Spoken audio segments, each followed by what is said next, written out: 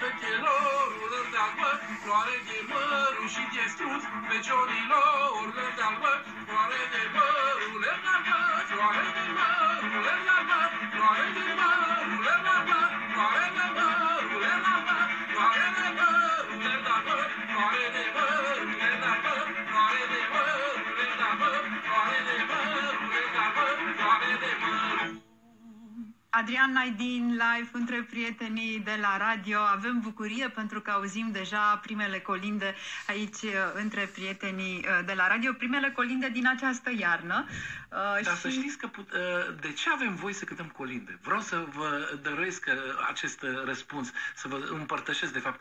Noi avem dreptul să cântăm colinde în Ardeal, de exemplu, începând din ziua în care începe postul Crăciunului. Da. Și avem dreptul să cântăm colinde până la Bobotează, în 6, hai să zicem inclusiv 7 ianuarie, adică de Sfântul Ioan Botezătorul. Avem dreptul, pentru că altfel, dacă cânti colindă, se spune la seară, e o superstiție, și o tradiție cumva. Nu poți, să cânti colindă oricând, decât când începe postul până când se termină odată cu sărbătoarea Sfântului Ioan Botezătorul.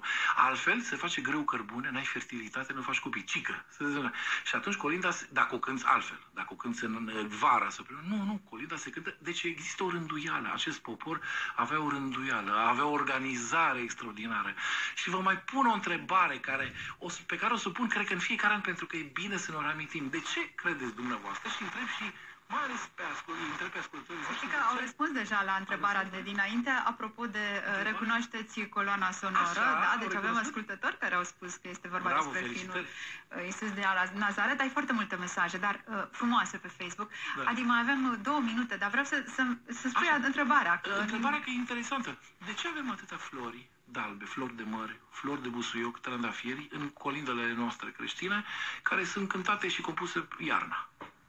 Dacă știe cineva, într-o emisiune viitoare vă voi spune. Eu am găsit răspunsul, dacă vreți vi-l dau acum. Poți să dai acum, pentru curioși?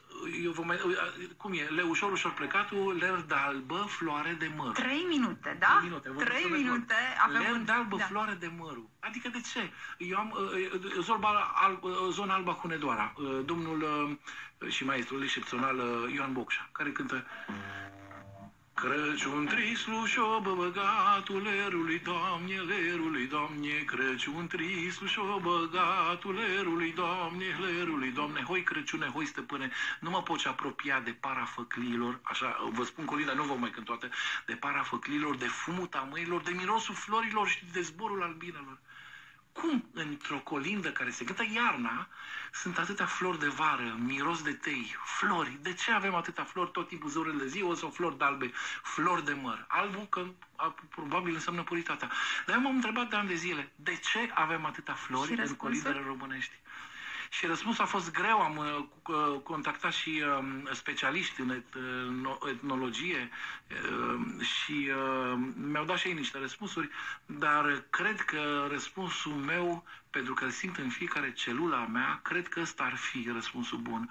Nu vreau să vă impun răspunsul, dar simt eu că ăsta e răspunsul. De ce credeți că avem atâtea flori d'albe, flori de măr? Deci Crăciun Stisul și Băgatul iar are flori. Leușorul are flori.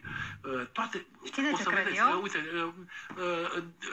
Colinda Ușii, care se cântă în Apuseni. Avem 1,54. Eu aș crede așa, înainte de a afla răspunsul tău, floarea înseamnă frumusețe, înseamnă gingășie, înseamnă puritate. Floarea de măr întotdeauna este început, pentru că se întâmplă să o vedem și să o primim cu toții primăvara, și dacă pui început bun, că așa când se termină anul, începe altul. Și dacă pui la acest început frumusețe, puritate, gingășie și înnoire, probabil că așa va fi și anul următor, exact ca o urare de colindă. Nu știu, asta este părerea mea. Care este părerea ta?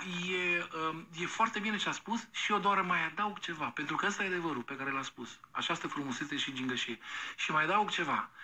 M-am întrebat totuși de ce. Pentru că la ei era vară când s-a întâmplat și la noi era iarnă.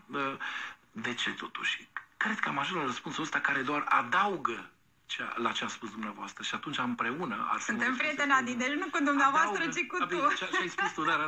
De ce? Este dorința acestui neam și uite, vă spun acum, deci ăsta e secretul. Am stat mulți ani să mă gândesc și nu am găsit răspunsul până n-am dat de o colindă a lui Adam. Deci eu v-am cântat înainte Crăciun tristul și 30 băgatul. de secunde. 30 secunde. Și după care Adam spune, slobozile, Doamne, lasă-mă să intru înapoi în rai, pentru că mi-e dor de mirosul florilor, de zborul albinelor, de florile d'albe, flori de măr. Florile din colindele românești, specific, înseamnă dorința și năzuința acestui neam și dorul de rai. Mulțumesc, Adrian Aidin, invitatul de astăzi între prietenii de la radio. Dacă ai timp, Adi, te rog să le răspunzi celor care ne-au scris foarte multe mesaje. Gânduri bune, cu prețuire și întotdeauna cu drag aici. Te așteptăm. Mulțumesc.